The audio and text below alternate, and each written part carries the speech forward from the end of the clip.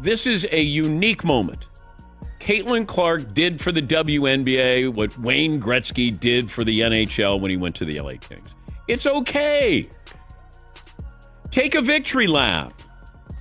You don't have to go, oh my God, these people are mad or this person's mad. The sports world is in shock after Dan Patrick went wild about the WNBA and all of Caitlin Clark's detractors. The legendary journalist and commentator isn't holding back when he calls out the strange response to Clark's time as an athlete of the year. The truth is that Patrick has been on Caitlin's team from the beginning, so it wasn't just hype. Patrick has the receipts, and he isn't scared to use them, so why is the WNBA acting as though Clark's success is a problem? Caitlin Clark changed the WNBA. It's okay. It's okay to say that. You're not diminishing what the founding, fathers of the WNBA did. You're not. She's the Time Person of the Year. That's all. Dan Patrick is drawing attention by taking a position and talking about more than simply sports these days. The renowned broadcaster just defended Caitlin Clark, and I can assure you that he is not pulling any punches. The outpouring of vitriol that Clark has been receiving lately contrasts sharply with Patrick's fervent support for her. You know what's crazy? One moment, Clark is draining threes for Iowa, and the next, she's on everyone's radar as the future of women's basketball. However, with that attention comes criticism, and Clark has been feeling the pressure. Was it the new WNBA commissioner who suggested that the entire WNBA should have been on the cover of the Time magazine honor for Caitlin Clark, Marvin? It was the owner of the Washington Mystics. Oh, okay. Yep. So I don't know who this person is, but felt like if you're going to celebrate the WNBA, why not celebrate it with everybody in the WNBA or some of the bigger stars and Caitlin Clark? Let's discuss one of Clark's most recent detractors. Co-owner of the Washington Mystics, Sheila Johnson. Johnson isn't holding back when she says stuff like it creates hard feelings to just keep singling out one player. When discussing the distribution of participation medals for the Time Athlete of the Year award, Johnson even went so far as to say that the whole WNBA ought to have received recognition rather than Clark.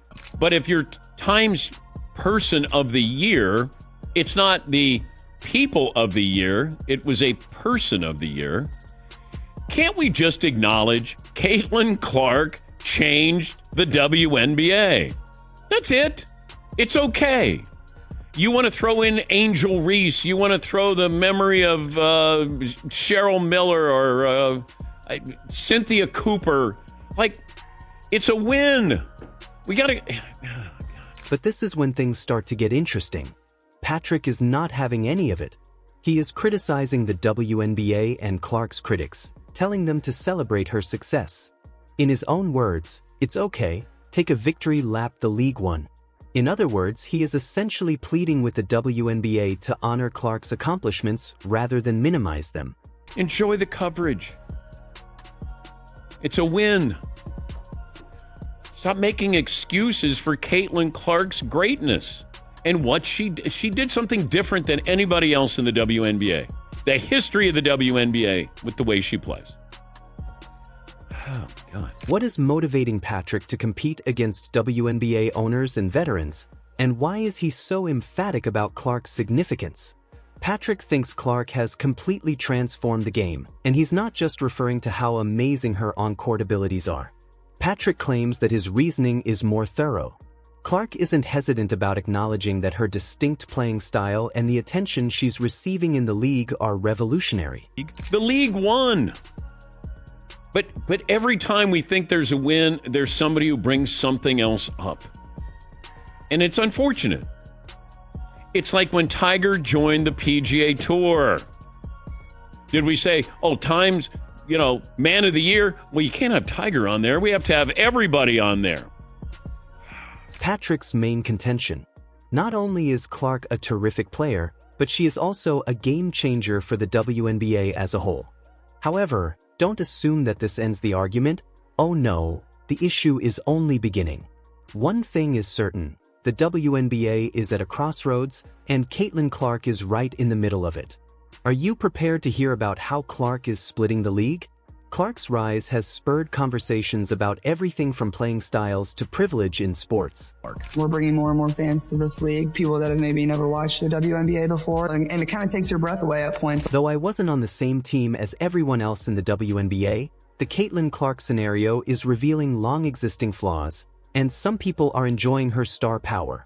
Since the WNBA is more divided than ever, with some old players clutching their pearls and muttering about tradition paying dues and earned over the years on one side, and a new generation of players and fans eager to write a new style of basketball that Clark has introduced, others are fiercely retaliating. But why is Clark's success posing a threat to so many in the league? Yeah, the reason why we watching women's basketball is not just because of one person, it's because of me too, and I want y'all to realize that. It's crazy how some WNBA owners and veterans are treating Clark's success as a personal slight. They're out there discussing teamwork and how it's not just Caitlin Clark. One even discusses how people watch basketball for more reasons than just one individual. There's a difference between great players and phenomenons. No one ever said Caitlin Clark wasn't... no one ever said there weren't ever great players before Caitlin Clark. There was never phenomenons, not in my lifetime, with women's basketball. And I went to UConn, so I've seen plenty of great players, but nobody's ever moved the needle in my lifetime like this. Although we acknowledge that there are other gifted players, we're not referring to you, Angel. Are any of them really as generational as Clark? And does that imply that we can't rejoice when one of them succeeds? I can describe it firsthand. Having played her 2 years in a row in the playoffs, she's a generational talent. She's a young lady that you just can't take your eyes off of when you watch her play. And I know all of Iowa is proud of her, as they should be. And when we played her in the playoffs this year, I said, thank goodness I don't have to see you anymore. And that's about as high a compliment as I could pay a young lady. However, although some are slinging shade, there is still more. Younger athletes and Clark's colleagues are all about that Clark vibe. If you've watched this far and are enjoying the video, please remember to like, subscribe, and turn on all notifications. We understand that watching this video takes up some of your time, and we appreciate it. Now, let's get back to the action. Let's start with Clark's Indiana Fever teammates, who aren't just supporting her, they're celebrating her. Lexi Brown of the Los Angeles Sparks called out the haters, saying it's completely crazy to downplay Clark's impact when teams are literally moving games to larger arenas because of her. Lexi Hull was so excited about Clark's influence on the game that she couldn't restrain it. Another up-and-coming star, Aaliyah Boston, has been by Clark's side, supporting her at every turn. Veteran player Tammy Fagbennel has also expressed nothing but love for the young superstar, expressing their admiration for Caitlin's recent achievements. However, the support doesn't end at team boundaries. The dearest buddy of Clark, her rock during this whirlwind of accomplishment, has been Kate Martin. Close companions Cameron Brink and Sabrina Ionescu have expressed their respect for Clark's accomplishments in public.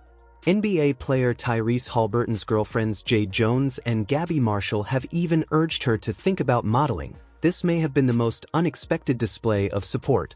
The fact that Kim Muley Angel Reese's old coach set aside any remaining animosity to commend Clark is evidence of his capacity to bring the basketball community together. There's been a lot of great players in the WNBA. A lot of great players. This is different. We're celebrating this year. It was different. Has nothing to do with the past. It's just right now in front of us. Clark's on-court prowess isn't the only reason for this outpouring of support. It's also about what she stands for in women's basketball. Her friends and teammates realize that her success is elevating the sport as a whole, as seen by the sold-out arenas, the soaring TV ratings, and the spike in gear sales. Clark is transforming the game's environment and winning hearts in addition to games. If we celebrate Shohei Ohtani, are we doing something to the founding fathers and Hank Aaron and Willie Mays and Pete Rose? No. It's right now. It's right in front of us. It's in the moment. Celebrate it. So how does Dan Patrick handle this mess? He's out here playing peacemaker, urging the WNBA to embrace Clark's impact rather than fight it. And guess what? Patrick's not just talking about the kumbaya moments. He's calling for unity, but he's also pushing for the WNBA to realize that her success can uplift everyone, not just because she's the only star. It just drives me crazy that we keep... it's black, it's white, it's the new, it's the old, she brought eyeballs. That's all. You're flying charter jets now. However, this drama is much more than just putting a ball through a hoop. We're discussing the future of women's sports, the difficulties of diversity and representation, and how leagues adjust to change.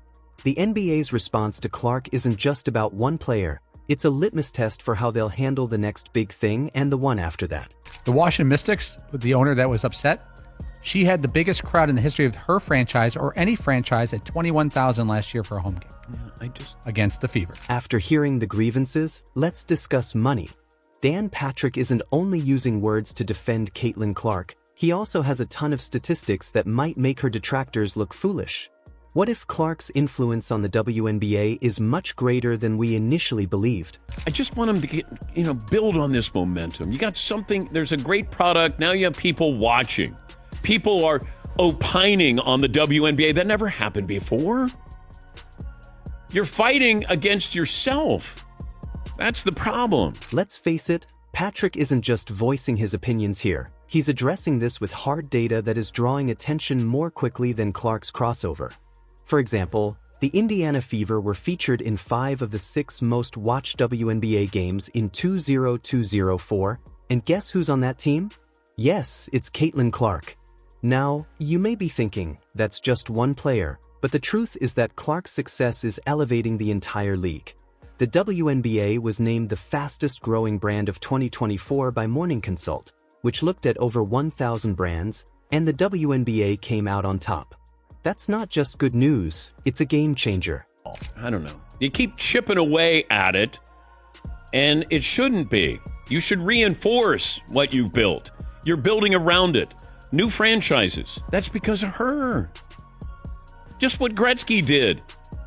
Hockey in the South. I hate to see the WNBA cannibalize itself this way. Patrick isn't afraid to make analogies either.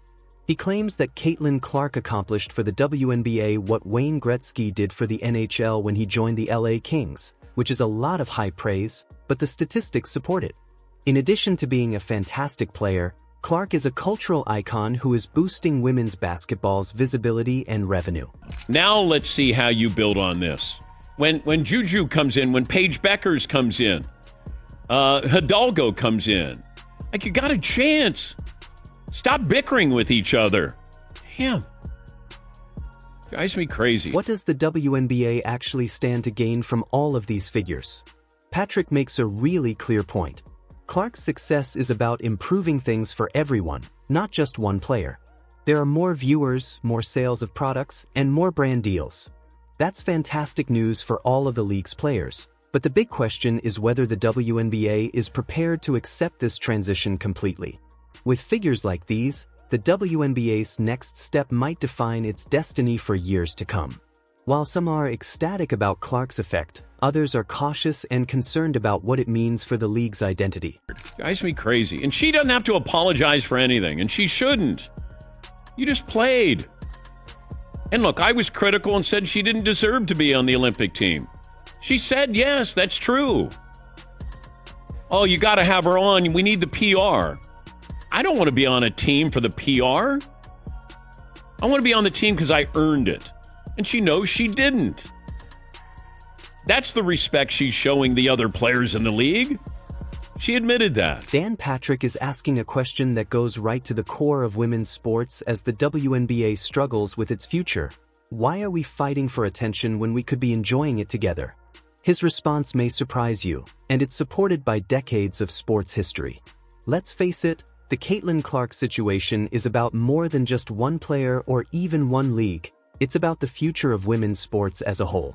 Patrick isn't just defending Clark, he's painting a larger picture of what's at stake here, and you know what? He has a point. Globally, women's leagues are dealing with significant issues like inadequate funding and little media attention. It's going to be difficult, but here's the thing.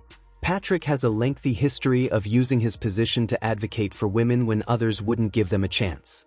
This isn't just rhetoric, it's a proven track record. We talked about the WNBA, or we talked about Caitlin Clark last year, all the time. Yeah. It was Otani, LeBron, NFL, Caitlin Clark. Yeah. And now they're, well, what about? It's a lot of whataboutisms. I know. Like, can't we just be grateful that she's bringing so many eyeballs to the sport? You're curious about what's truly fascinating.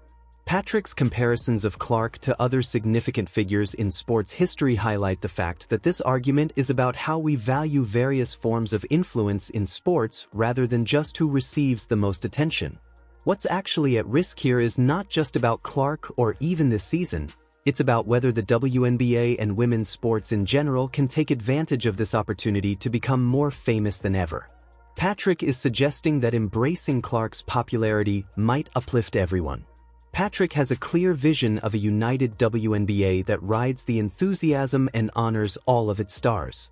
There is no doubt that the entire world is watching as Clark brings the balls to the WNBA's court.